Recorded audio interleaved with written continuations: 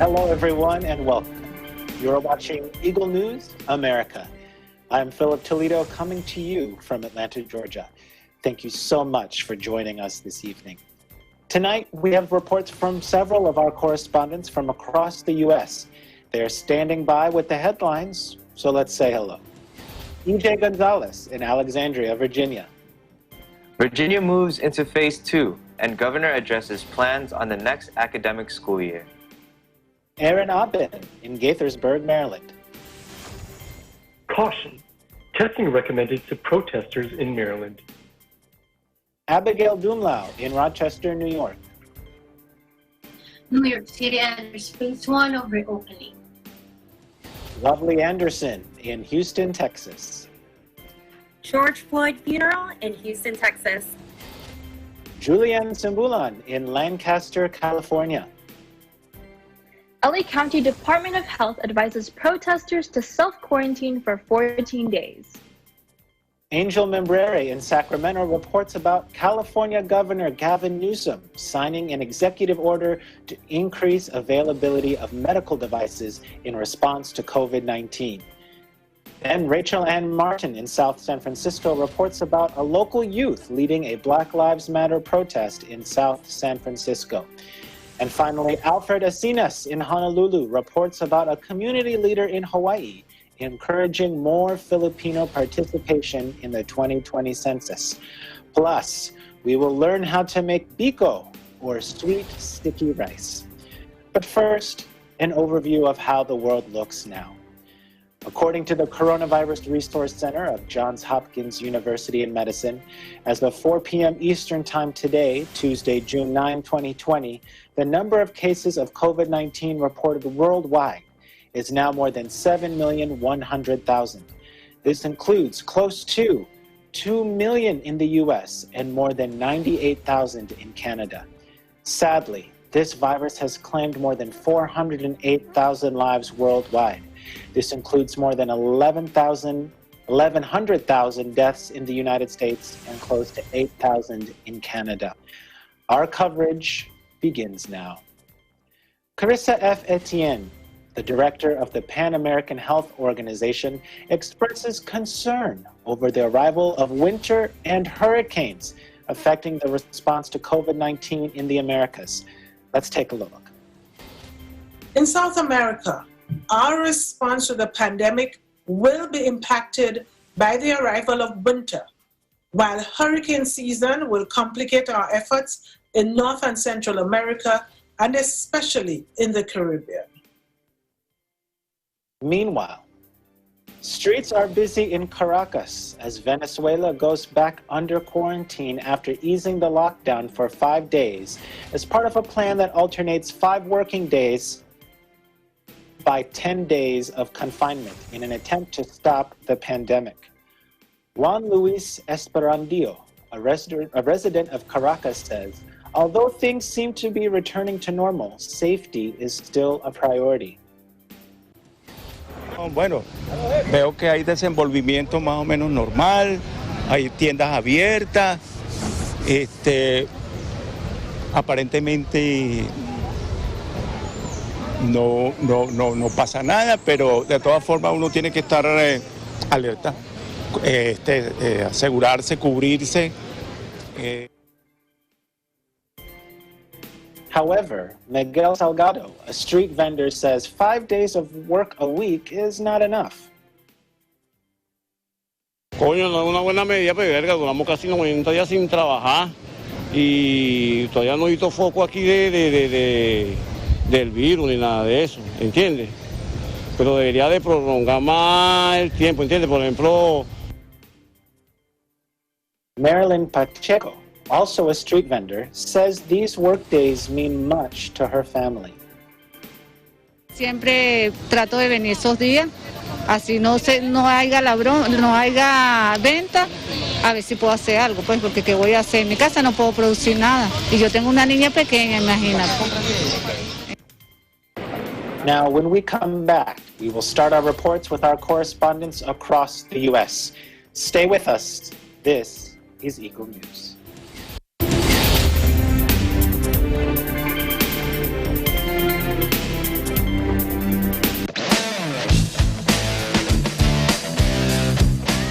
Patindi ng patindi at tuloy-tuloy ang pagpapakita ng galing ng ating mga TNG aspirants.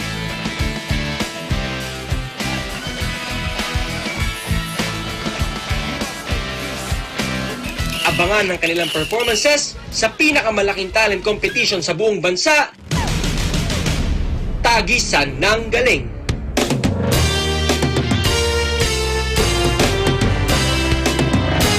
This program is presented by SMC Infrastructure, building a better world. Sandig sugar-free white coffee, puno ng white coffee taste without the sugar, kaya lower calories. Try mo na Sandig sugar-free white coffee. Sarap ng white coffee, now sugar-free.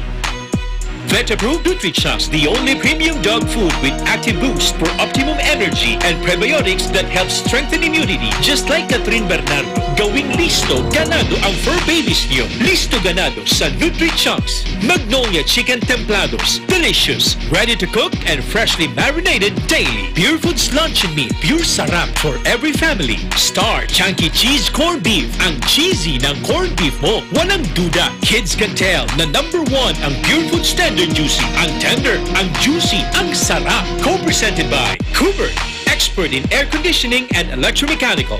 Also engaged in structural, electrical, fire protection, plumbing, and sanitary services. Cooper, your ultimate MEPS and air conditioning solutions. Unlad Incorporated International, fight against global poverty. New San Jose Builders Incorporated. Canrib Corporation, your ventilation and air conditioning specialist. Vita Herbs Philippines Green Coffee, masarap, mabango, at healthy pa. Puerto Rico Resort and Convention Center, Cabiao, Nueva Ecija. I love Puerto Rico. In participation with Rain or Shine Elastomeric Waterproofing Paint, Matinco. R Square Variables Incorporated, CompuZell Computer Services, Saisho International Trading Corporation, DN Steel, EMAC UPB Roof Corporation. Hey, Aggression Ho here, and I'm a white coffee lover. Creamy kasi, and very yummy. Pero mas masarap kung hindi nakaka-guilty. Check my new discovery, San-Made Sugar-Free White Coffee. Puno ng white coffee taste without the sugar, kaya lower calories. Try mo na! San-Made Sugar-Free White Coffee. Sarap ng white coffee, now sugar-free.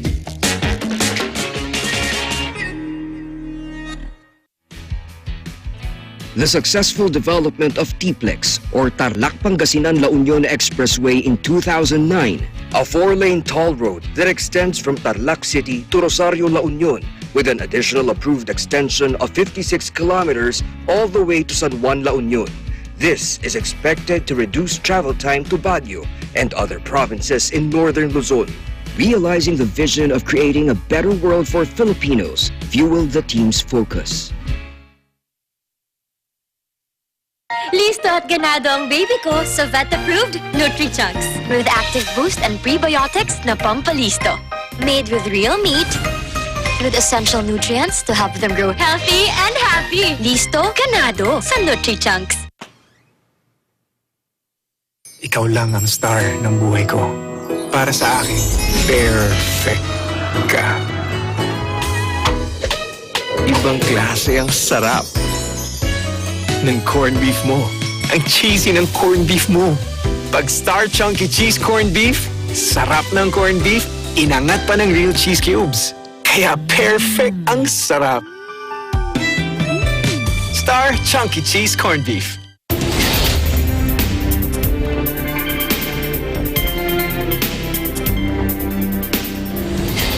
Welcome back. You are watching Eagle News International, America. I'm Philip Toledo in Atlanta. The state of Virginia moves into phase 2, and Governor Northam addresses plans on the next academic year. EJ Gonzalez in Alexandria has the report.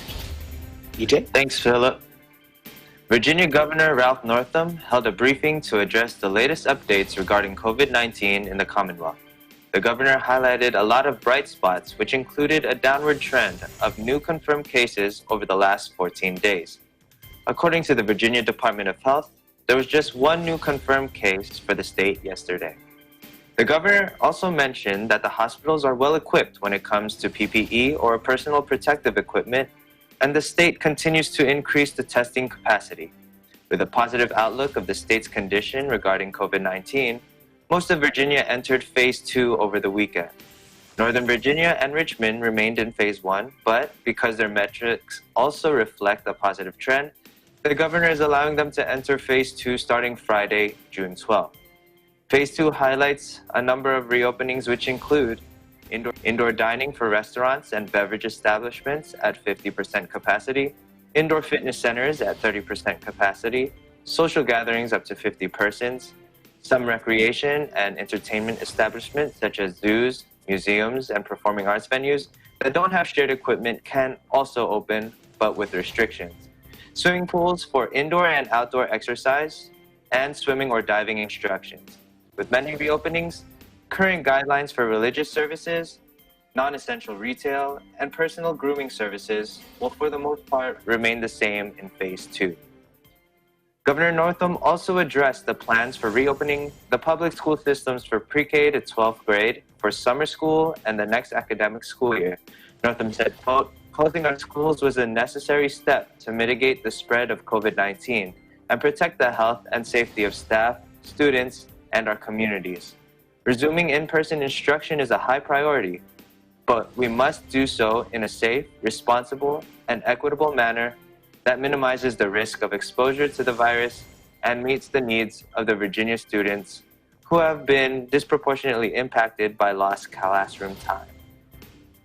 Northam's press release mentioned that in every phase, school systems are to adhere to the CDC's guidance for schools, which include daily health screenings of students and staff, providing remote learning exceptions and teleworking for students and staff who are at a higher risk of severe illness, the use of cloth face coverings by staff when 6 feet physical distancing cannot be maintained, encouraging the use of face coverings in students in settings where physical distancing cannot be maintained.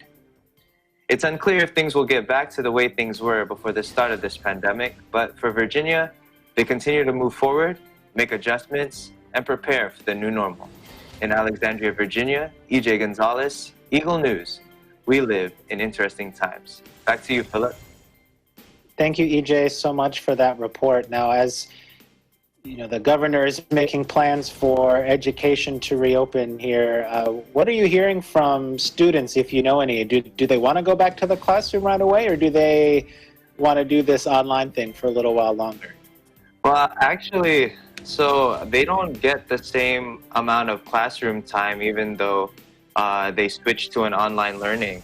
A lot of my cousins, I asked them, and they said that they went from 5 days of school to 2 days of school, and some classes weren't even necessary if you were already getting straight A's. So I'm pretty sure they miss the school environment, but for those who like to play video games, I'm sure they'd like to continue teleworking or tele-schooling.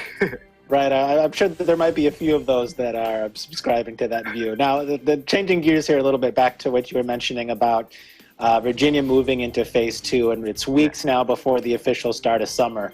What does that mean for businesses? Well, for the most part, if telework is still feasible for the companies, that is still highly encouraged. However, if the need to go to work is unavoidable, there are best practices for businesses, and that includes limiting the number of people who come to the office, regularly sanitizing the workspaces, and even keeping in-person meetings as short as possible. I'm sure that many businesses since the start of this quarantine have learned that some meetings don't even need to be held. A simple email will definitely do the trick, get the message across, and get the teams rolling. Absolutely, and you know, as I think this is good news, right? Because I think many people were afraid that summer was going to come and they wouldn't be able to do anything. What are those around you? What are they planning to do with this warm weather in this summer season?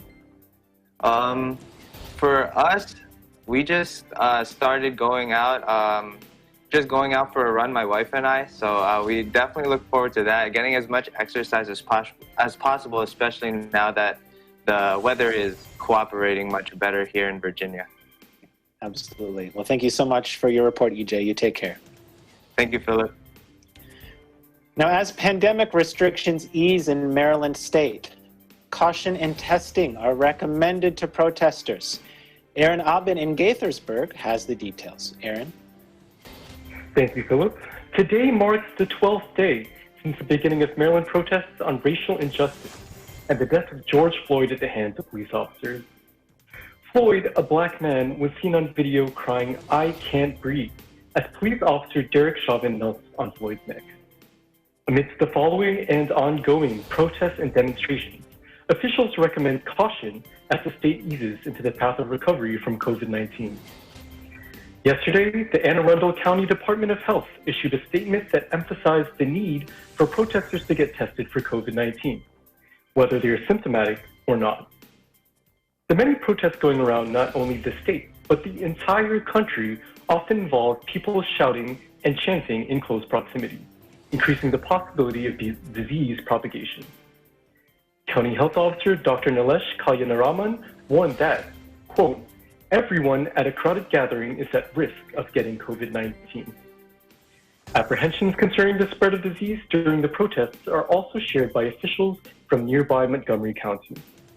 Dr. Travis Gales, the county's chief health officer, recommended that protesters follow safety precautions, such as wearing masks and minimizing yelling when possible.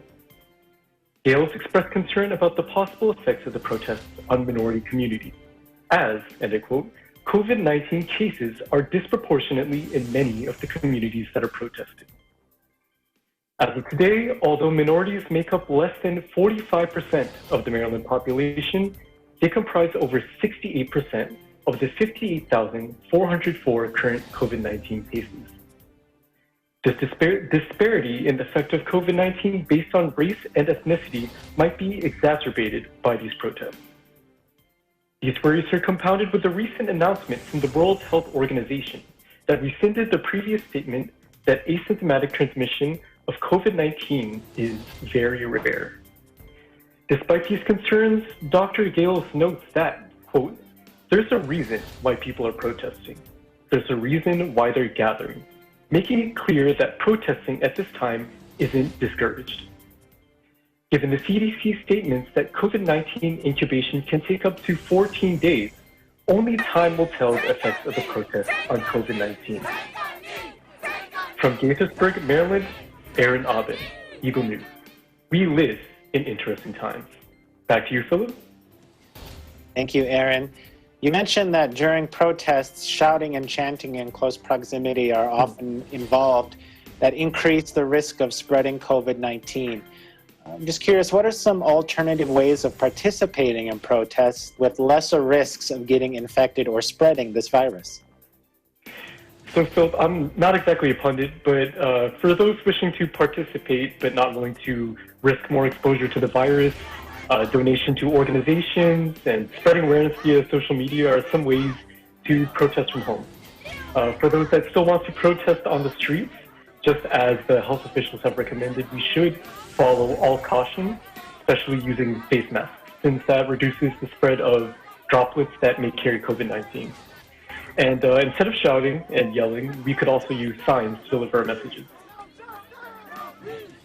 Thanks, Aaron. And, I'm curious, since wearing a mask has been a hot debate, across the country for the last several weeks. Aside from the protesting guidelines here, what's it really like there in your community? Are people wearing masks or are they not?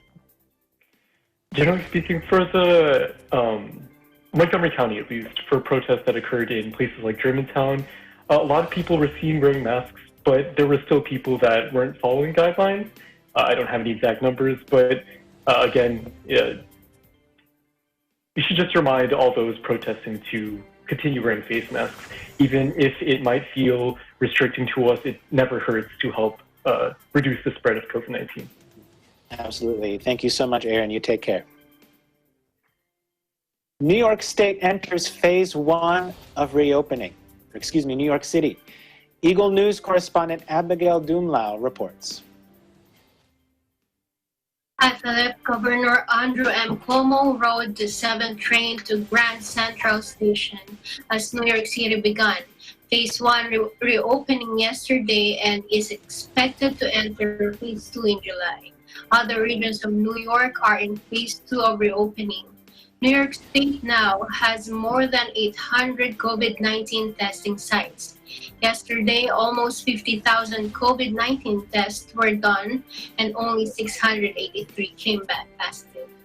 Governor Cuomo spoke at a news briefing this morning about the progress New York has made in fighting the virus. Day 101, that's 101 days from our first case, and it's been a long 101 days. But it's also been extraordinary in many ways, and the progress that has been made.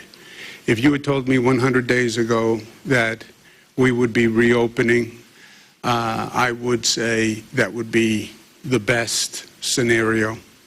And it only happened because many people did really great service. Today's day 16 of the civil unrest after Mr. Floyd's murder, and our thoughts and prayers are with him today. And we're going to pass the most aggressive reforms in the country. The transparency of disciplinary records, banning chokeholds, giving the Attorney General authority as a special prosecutor, punishing false race-based 9/11 calls. These are issues that we have been talking about for a long time, and the time has come for dramatic action, and we're taking it right now. Today's day 16 of the civil unrest. Multiple protests have taken place every day around the state with thousands of people walking for justice for George Floyd.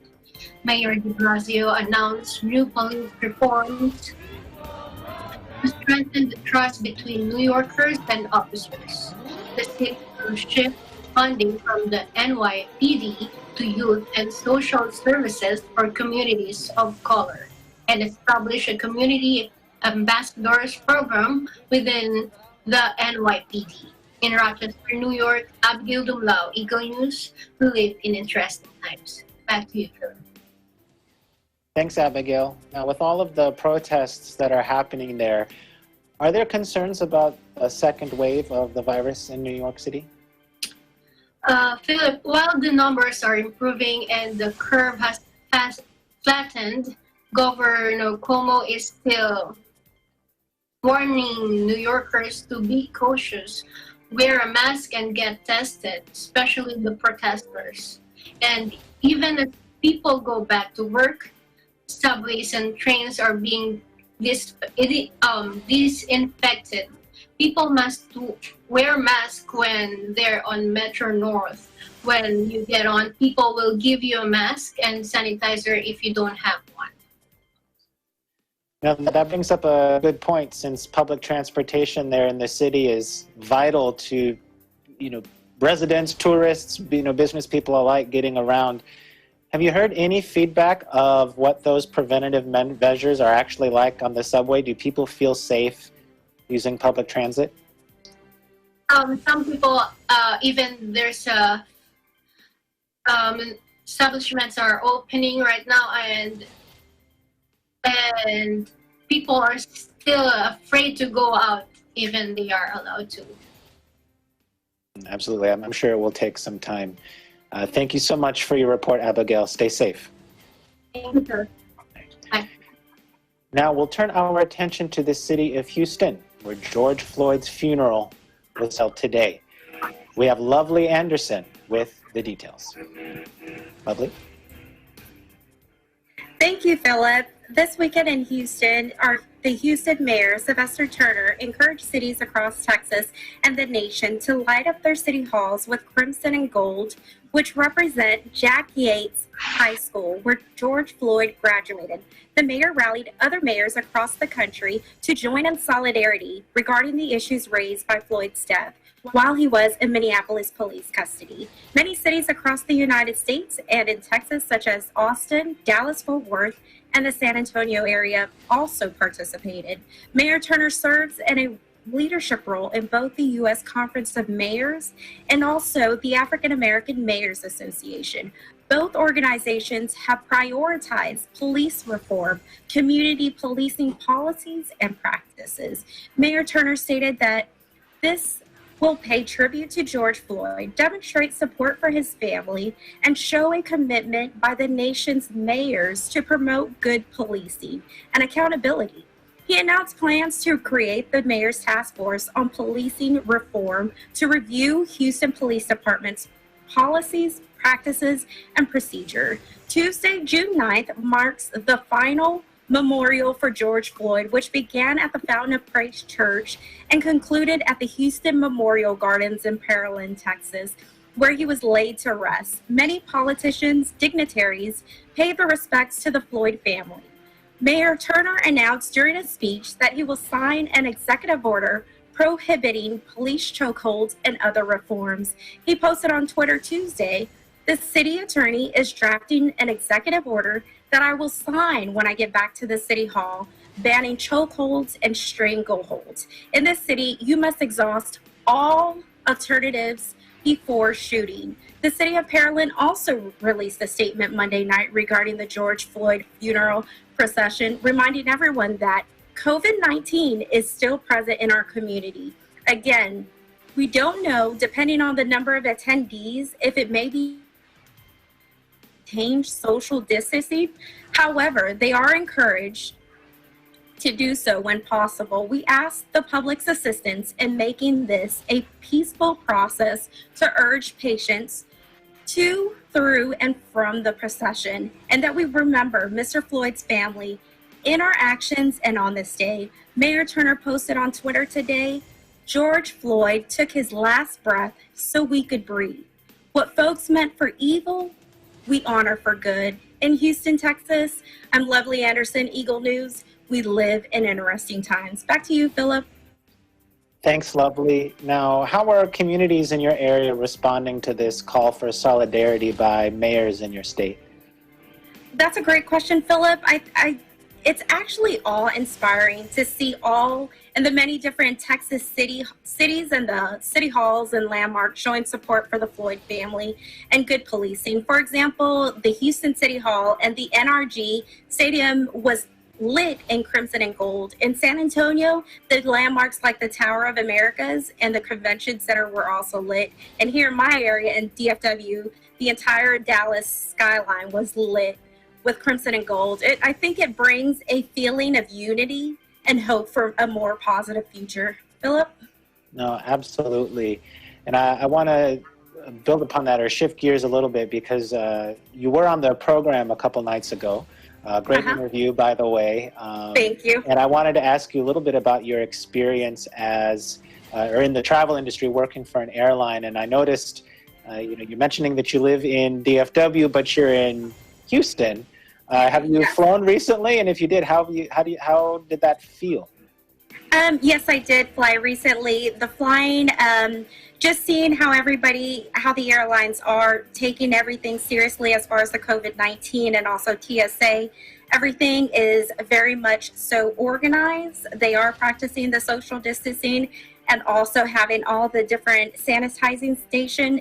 It gives you a good relief knowing that everything is pretty clean and we're still going by the CDC guidelines. Absolutely. So in case there's anybody out there that's thinking about traveling, is it safe to say that you think that it would be safe for them to do so?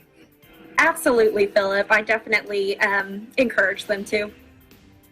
Great. Well, thank you so much for your time, Lovely. We'll see you next time.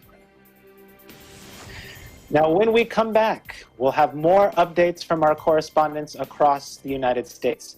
We'll return in a moment. This is Eagle News.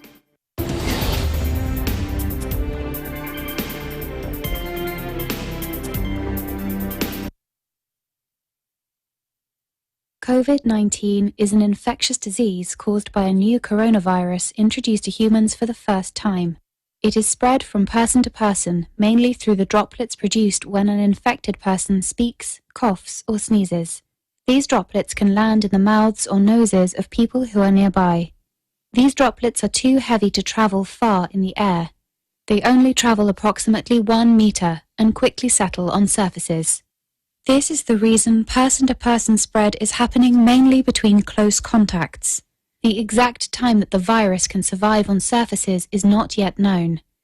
So it is wise to clean surfaces regularly, particularly in the vicinity of people infected with COVID-19. Hands touch many surfaces, which can be contaminated with the virus. You should therefore avoid touching your eyes, nose, or mouth, since contaminated hands can transfer the virus from the surface to yourself. When coughing or sneezing, cover your mouth and nose with the bend of your elbow or use a disposable tissue. If a tissue is used, discard it immediately into a closed bin.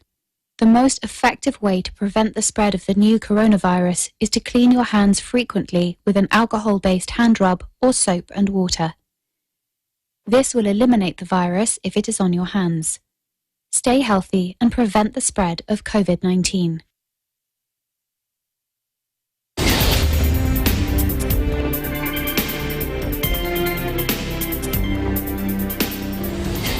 Welcome back. You are watching Eagle News.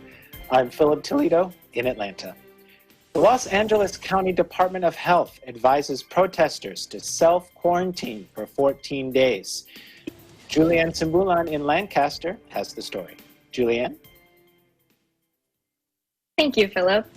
The Los Angeles County Department of Public Health states through a recent tweet that Angelenos should self-quarantine for 14 days if they have just participated in a large gathering wherein not all participants had cloth face coverings and it was as difficult to maintain 6 feet physical distancing from other attendees. This health advisory arrives after a weekend of more than 20 protests scheduled throughout Los Angeles County that resulted in large crowd gatherings wherein some participants were seen not wearing facial coverings and not maintaining the required social distancing. The LA Public Health Department also recommends that Los Angeles residents get tested for COVID-19 if they have been in contact with someone who is positive or suspected to be positive as a direct result of these gatherings. They further caution that although Angelenos receive a negative result after getting tested, it is still possible for them to become infected with it in the following 14 days. Due to this reason, county health officials emphasize the importance of self-quarantining for 14 straight days after attending large gatherings, even if tested negative for the coronavirus. If one tests positive, Angelenos are advised to quarantine for 10 more days, in addition to the 14 recommended days of isolation. Upon exhibiting symptoms of COVID-19, the public health instruction is to contact your medical doctor or health provider. County health officials announced today the cumulative list of symptoms experienced by those positive for the coronavirus as recorded by the Centers of Disease Control and Prevention, which includes the following: fevers, chills, coughs, shortness of breath or difficulty breathing, fatigue, muscle and body aches, headache, loss of taste or smell, sore throat, body congestion or runny nose, and nausea or vomiting. In Los Angeles County, the number of new cases increased with 1,225 newly reported cases and 56 new deaths. The total number of confirmed cases in the county is 65,822, with 2,707 deaths as announced today by the Los Angeles Public Health Department. Meanwhile, the state of California currently has a total of 133,489 confirmed COVID-19 cases and 4,697 deaths as recorded by the California Department of Public Health. Although Los Angeles County still leads in the number of confirmed COVID-19 cases and deaths throughout the state of California, the positive note is that we are seeing lessening in the numbers, which shows that residents are doing their part in limiting the spread of the virus. In Lancaster, California, Julianne Simbulan, Eagle News. We live in interesting times. Back to you, Philip. Thanks, Julianne. Now, at this point, we've all heard the reminders about washing your hands, not touching your face, keeping physical distance. But in light of these protests wherein there's so many people or there's so many large gatherings, is there any other piece of advice that people should be following? Actually, Philip, one preventive action that isn't as talked about as the ones that you mentioned is the reminder to wash cloth face coverings regularly. Throwing them in with your regular laundry and setting the water to as warm as is advisable for the cloth is another way to help prevent the spread of coronavirus. So here's hoping that everyone who participated in these protests remember to launder their cloth face masks and probably even the clothes they wore that day to the moment they got home. Absolutely, thank you. Now, speaking about cloth masks, I don't know about you, but one of the things I, try to find joy in during this pandemic is seeing all the different styles of cloth masks. Is there a particular mask that you've seen on someone that you thought was particularly eye-catching in its design? Actually, yes. Once I saw somebody with a smile, like a clown smile on their mask. It was pretty funny. Just made my day, but yeah, that was pretty funny. Some people might be afraid of that kind of mask. That's true. That's true. All right. Well, thank you so much, Julia, and you stay safe. Thank you. You too. Now, our next story is also in California, where Governor Gavin Newsom signs an executive order to increase the availability of medical devices in response to COVID-19. Angel Membreri in Sacramento has the details. Angel? Thank you. Governor Newsom signed an executive order in response to COVID-19 regarding the availability of medical devices. The aim of this executive order is to help increase the demand of medical devices, such as ventilators and masks. This also includes an increase of availability of hand sanitizers. Also, in connection with COVID-19, the California Testing Task Force is available to help individuals locate free and confidential test sites. There is an emphasis on free and confidential because regardless of someone's income, medical, or immigration status, help is available to all those who test positive, along with anybody else who has been in contact with that individual. And like many parts of the US and the world, residents of California are also speaking up against social injustice. In response, Governor Newsom announced new policing and criminal justice reforms. And this comes just a week after Governor Newsom spent time visiting communities across California. One immediate change is to end the corroded hold from the state police training program.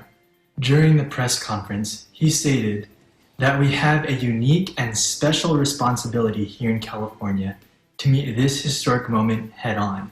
We will not sit back passively in this state. Here's more on that press conference. No one wants to go back to normalcy. If you want to go back to normalcy, I'm not going there with you. I don't want to go back to normalcy. I want something better. We deserve something more. Generation of young people demand something better and something more. Please resist normalcy. Normalcy created the conditions that led to this moment. Normalcy has no place in terms of our reconciliation of this moment. We have to meet a higher calling. We are so much better than this, so much more capable than this. We will rise up to this moment. We will lead and we will listen and we will begin to reconcile, but with resolve and a commitment and a persistence, not patience. In Sacramento, California, Angel Membreri, Eagle News, we live in interesting times. Thank you, Angel. A local youth leads the Black Lives Matter protest in South San Francisco. Rachel Ann Martin in South San Francisco has the details.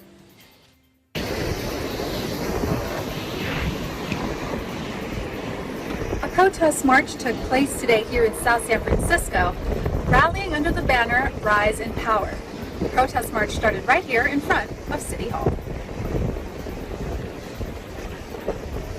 Local youth organized a peaceful protest demonstration in tribute to George Floyd and the Black Lives Matter movement. Earlier this week, South San Francisco Chief of Police Jeffrey Azzopardi issued a press release with a message of gratitude and hope, but also a warning stating, "As we watch cities throughout our country get torn apart by violence and criminal acts, We appreciate the peacefulness here in our own city. This has allowed us to help other cities in the Bay Area as they attempt to stop the violence and restore peace and order. We will not tolerate violence, property destruction, and criminal behavior in South San Francisco.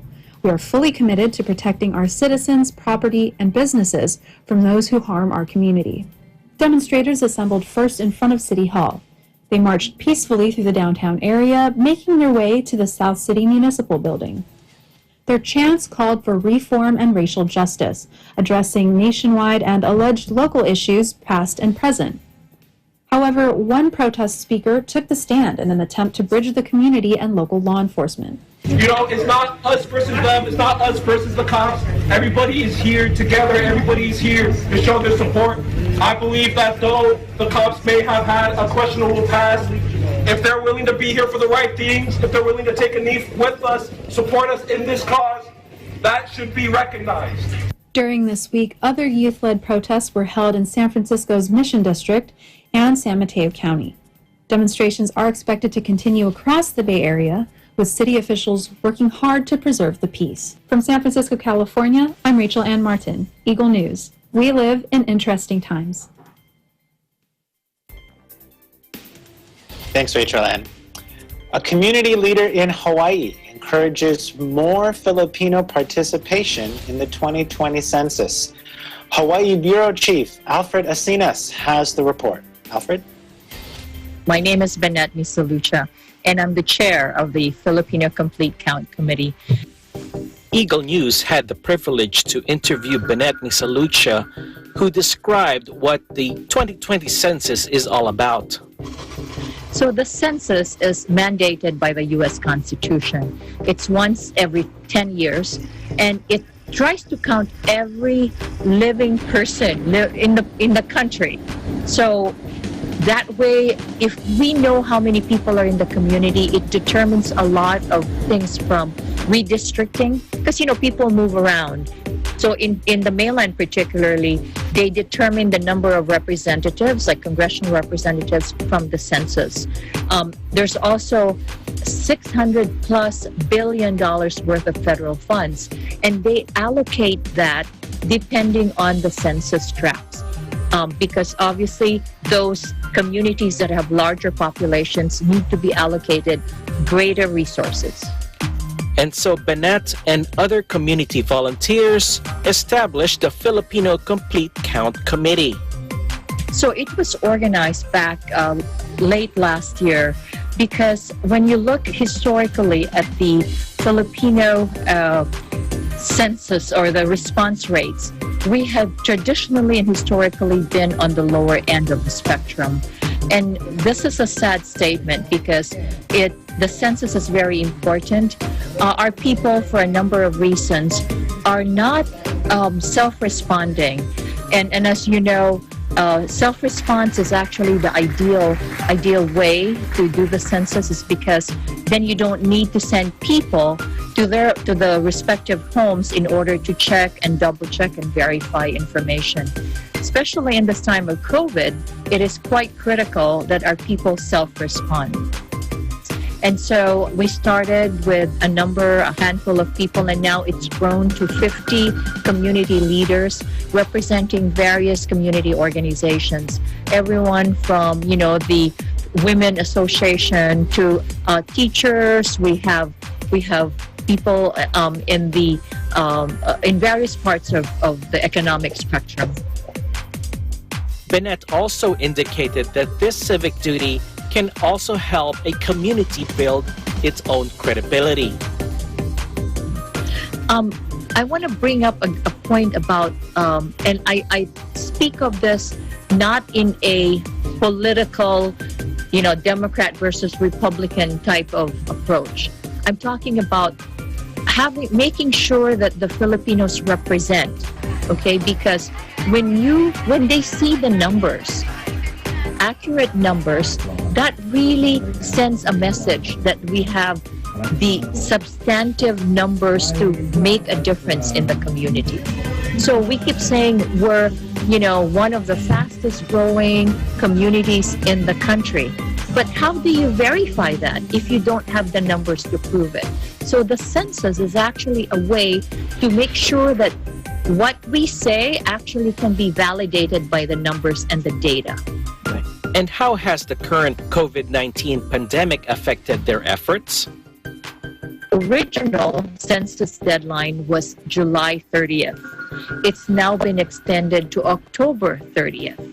So that deadline, right now, I think they just started on June 1 to open up their field work. In other words, there are places which, because of COVID, the census has not been able to get to. So even delivery of the census forms has not been done because these are like hard to reach or remote areas. So now they've opened the field offices. In addition to that, though, I guess the timeline that we're shooting for is August 11 or August thereabouts. And that is the time when they will start deploying people to verify information, or those that did not respond would then get a knock on their doors. So for all intents and purposes, this committee is trying to stretch out to the August timeline. So we're trying to raise, and again, trying to get people to be aware so that they can respond to the census. There's actually 3 ways by which they can respond to the census. You get the form and you complete it, right? Now, because of technology, you can do it online, and also you can call. And the wonderful thing about calling is you can actually choose someone who speaks Tagalog. It's the first time that they've offered it. It's not Ilocano, unfortunately, but Tagalog, the national language. And so you can call a number and they would provide you, and they can go step by step, line by line, and give you information about the census. Stay tuned for part 2 of my interview with Bennett Misalucha right here on Eagle News. Reporting from Honolulu, Hawaii, I'm Alfred Acenas. We live in interesting times. Mahalo, Alfred. Now, when we come back, we will visit the kitchen of EBC friend Nicole Padilla for some biko, or a sweet, sticky rice. Stay with us, especially if you're hungry. This is Eagle News.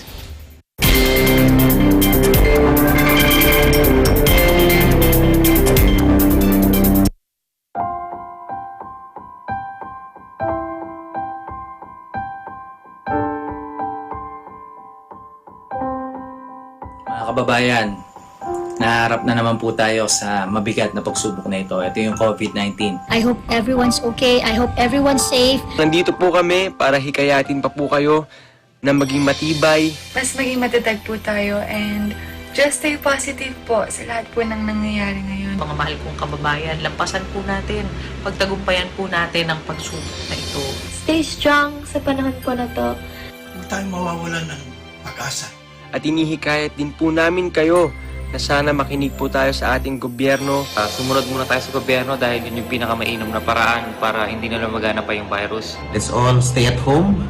Spend time with our loved ones, with our families. At higit po sa lahat, make sure to pray for everyone, pray for everything that is going on right now, especially our frontliners po who are sacrificing their lives to take care of everything. Higit sa lahat, patuloy tayong lumapit, magtiwala at manalangin sa ating Panginoong Diyos. Lagi tayong manalangin dahil yung po ang may pinaka-mainam na solusyon sa lahat po ng mga problema natin. God bless you and your family.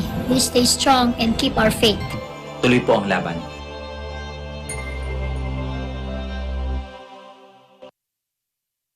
Hello, my name is Robin, and I'm 5 years old. My mom and dad said many people are getting sick. That is why we have to stay at home. That is why I cannot go to school. I cannot play outside, and I cannot even visit my friends. We can only go outside if we visit the doctor, or if we need to buy some food.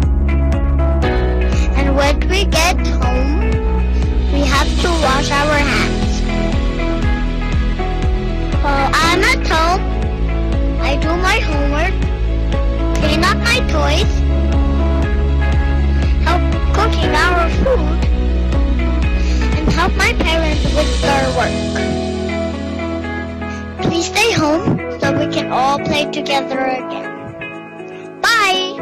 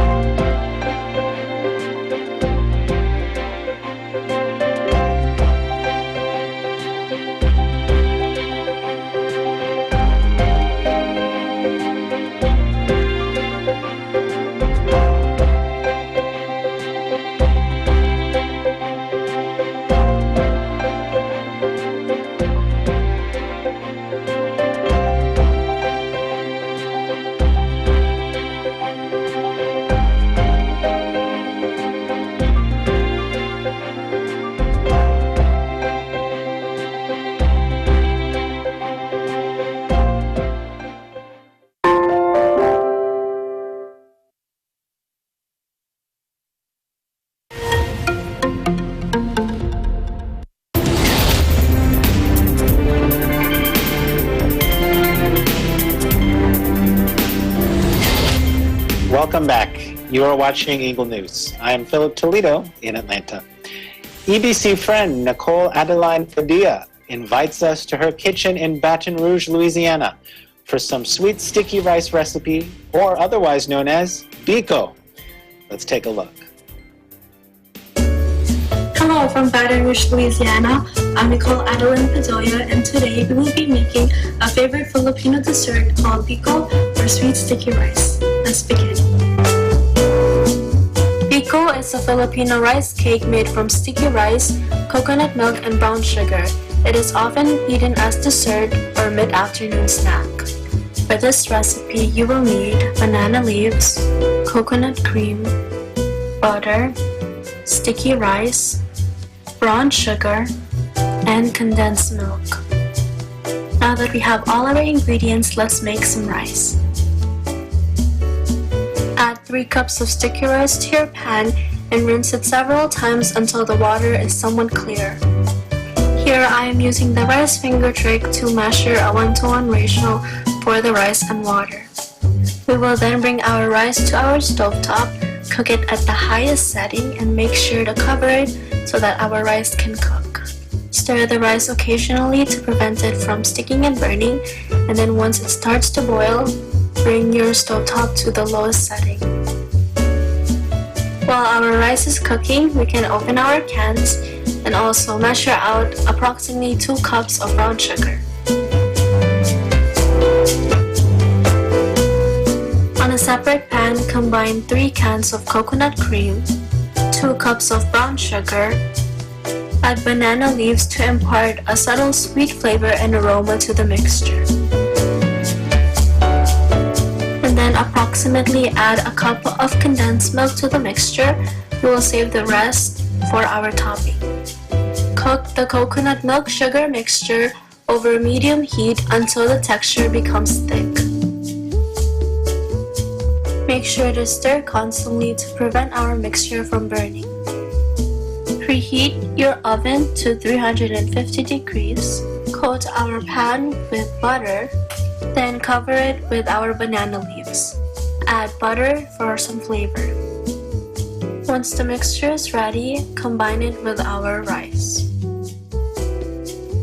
Make sure to save some of our mixture because we will be using this to make our topping. Then we will transfer this to our prepared pan.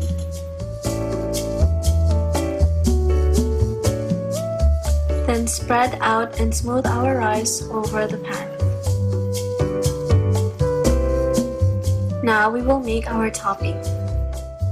Add the remaining condensed milk to the mixture that we saved a while ago.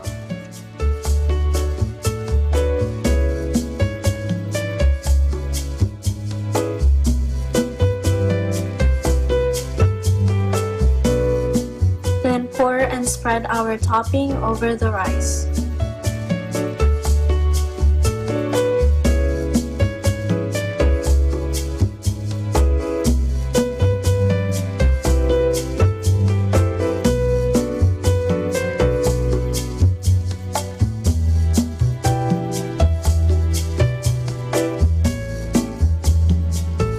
Once our topping is evenly spread out, we can now bake it for 30 minutes.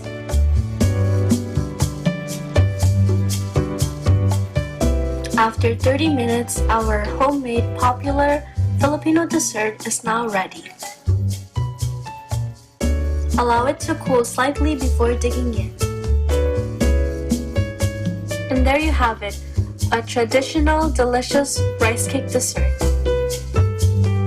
I hope you enjoyed this recipe for Filipino sweet sticky rice from Baton Rouge, Louisiana. I'm Nicole Adeline Fatoya. We live in interesting times.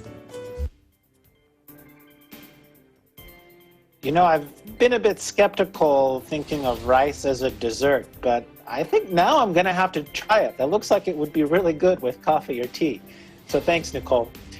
Now, before we end tonight, let's continue to thank our frontline and essential workers with a round of applause. We appreciate you for all that you do. We also want to continue our congratulations to the graduates of the class of 2020. We are all so proud of you, and we celebrate with you. We have Jeremiah Pagdananan, Janelle Dangalan, Caitlin DeSantis, Mark David, and Rochelle Joy Potente. Ladies and gentlemen, that is today's Eagle News America. Thank you so much for joining us. I'm Philip Toledo. We live in interesting times.